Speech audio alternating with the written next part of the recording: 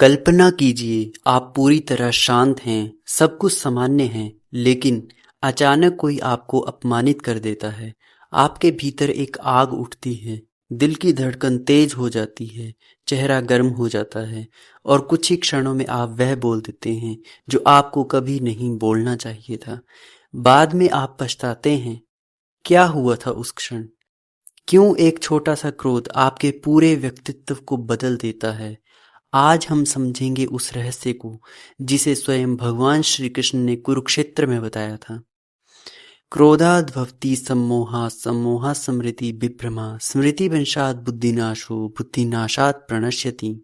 अर्थात क्रोध से मोह उत्पन्न होता है, मोह से स्मृति भ्रमित हो जाती है, स्मृति नष्ट होने से बुद्धि का नाश हो जाता है और बुद्धि के नाश से मनुष्य स्वयं का विनाश कर लेता है। क्रोध क्या है? क्रोध केवल भावना नहीं है, ये चेतना का विस्फोट है।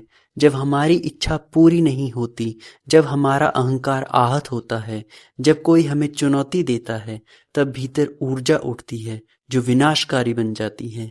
क्रोध में व्यक्ति अपनी आवाज पर नियंत्रण खो देता है, अपने शब्दों का चयन भूल जाता है, सामने वालों की भावनाओं को नजरअंदाज कर देता है और सबसे बड़ी बात, स्वयं को भूल जाता है।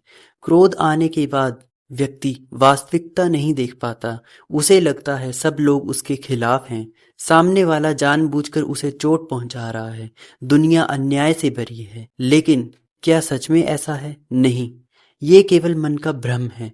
आधुनिक विज्ञान कहता है जब हम क्रोधित होते हैं, तर्क और विवेक का केंद्र कमजोर हो जाता है। यही है सम्मोह, जहाँ भावनाएं तर्क पर हावी हो जाती हैं और भ्रम से स्मृति का नाश हो जाता है। स्मृति का अर्थ यहाँ केवल याददाश्त नहीं, ये जीवन के अनुभवों की चेतना है।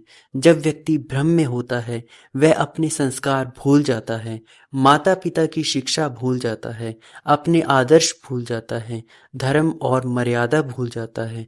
क्रोध में व्यक्ति वह सब कह देता है जो उसके स्वभाव के विपरीत होता है। बुद्धि क्या है? सही और गलत निर्णय लेने की शक्ति को ही बुद्धि कहते हैं। जब स्मृति चली जाती है तो बुद्धि दिशा खो देती है और तब व्यक्ति गलत निर्णय लेता है, रिश्ते तोड़ देता है, नौकरी छोड़ देता है, परिवार से दूर हो जाता है। जब बुद्धि समाप्त हो जाती है तो मनुष्य स्वयं को नष्ट कर देता है। इतिहास में जितने भी युद्ध हुए उनमें क्रोध और अहंकार ही मुख्य कारण थे। आइए इसे एक एक कहानी से समझते हैं। एक राजा था, बहुत बुद्धिमान लेकिन अत्यधिक क्रोधी। एक दिन उसके मंत्री ने छोटी सी भूल कर दी। राजा क्रोधित हो गया, उसने मंत्री को मृत्युदंड दिया। बाद में पता चला गलती मंत्री की नहीं थी, लेकिन तब तक देर हो चुकी थी। राजा जीवन भर पछताता रहा। क्या क्रोध पूरी तरह बुरा है? नहीं। धर्म की रक्षा के लिए अन्याय के विरोध में उचित सीमा तक क्रोध आवश्यक है, लेकिन वह नियंत्रित होना चाहिए।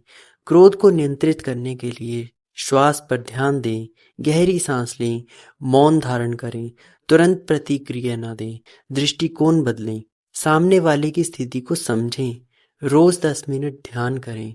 जब मन भगवान से जुड़ता है तो क्रोध स्वतः कम हो जाता है। नाम स्मरण, भजन, प्रार्थना, ध्यान ये सब मन को स्थिर करते हैं। क्रोध से भ्रम, भ्रम से स्मृति का नाश, स्मृति से बुद्धि का विनाश और अंततः आत्म विनाश। ये श्रृंखला हर मनुष्य के भीतर चलती है। प्रश्न ये है, क्या हम इसे पहचानते हैं?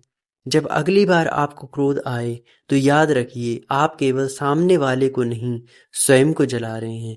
यदि आपको ये वीडियो पसंद आया हो तो लाइक, शेयर और सब्सक्राइब करना ना भूलें। जय श्री कृष्ण।